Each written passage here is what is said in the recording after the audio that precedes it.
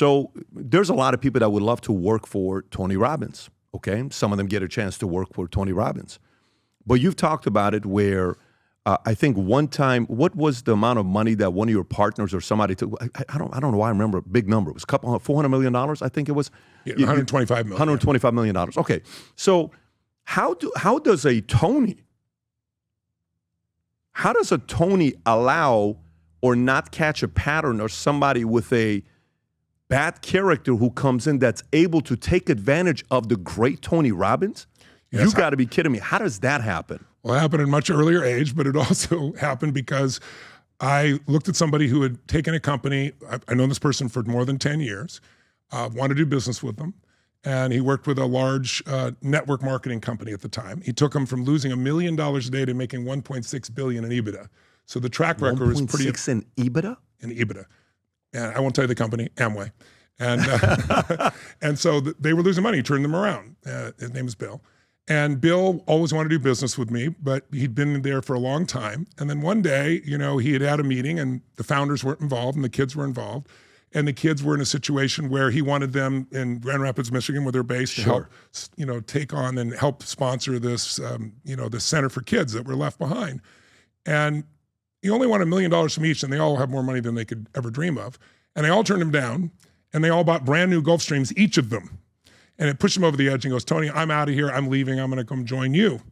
So we're going to form a company and go overseas and do this. And then he didn't call me for 3 weeks after this. And John Paul DeJoria, if you know, Paul Mitchell Hair Care, or if you know Patron Tequila, multi-billionaire, he was my partner as well in doing this. So we're going to go make this. He lives close to you. The Patron, we looked at his house. He's in the Millionaire, if you know what I'm talking about. Yes, I do. Yeah.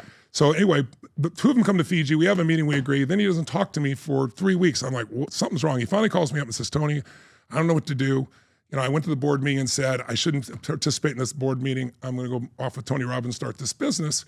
And one of the founders of Amway, who's since passed, got him, and there was no Zoom in those days, got a satellite link. He was having a heart transplant and said, you're going to leave me in this situation?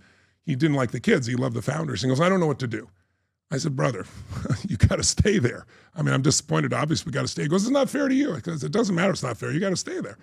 And so then he said, well, when the founder dies, we can become partners. I said, oh, great. I'm going to root for the founder to die to make this happen. So long story shortened, he finally came to me and said, he's still alive, but if we take one of his kids, we can be partnered with them, not in network marketing. We can build this set of nutritional companies together, and we'll have $1.6 billion worth of resources here to help make that happen. But what I didn't know is that the co-founder, or one of the children there, we thought he was a billionaire. He represented himself a billionaire and signed the deal. He had not inherited any money at that point. He only had $5 million to his name. And we went and purchased Twin Labs and several other companies. And then what happened was, overnight, Twin Labs had a lawsuit, several things occurred, and we found out these guys had no resources whatsoever from Amway. And so I had to figure out what to do, how to turn things around, because you signed a deal called joint and several. You probably know what that means. Back then, I didn't know that meant that I'm not on the hit for 1/4 of this. I'm on the hit for all of it if I have the most money, and I did. So I went through that process. But guess what? The way you become great in life and in business is by crossing the threshold of your comfort zones, right? I mean, think of it as there's a threshold of control.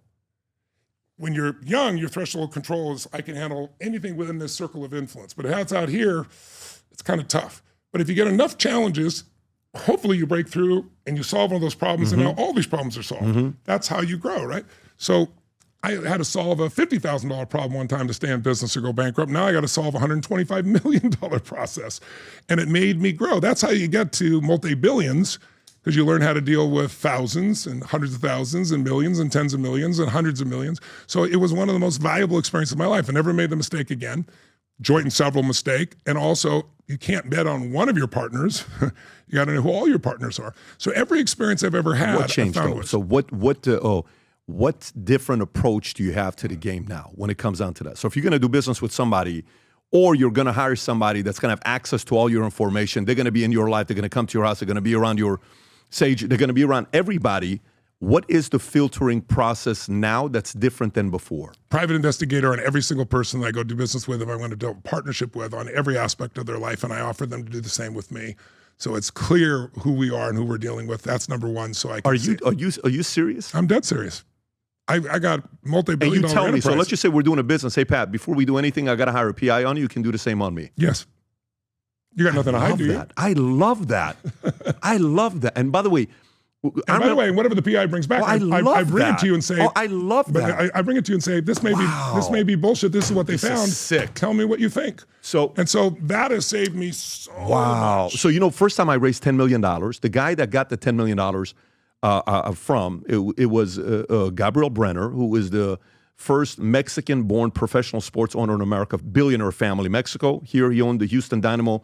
He just recently sold Walt Disney's house. He owned for $74 million. Money guy.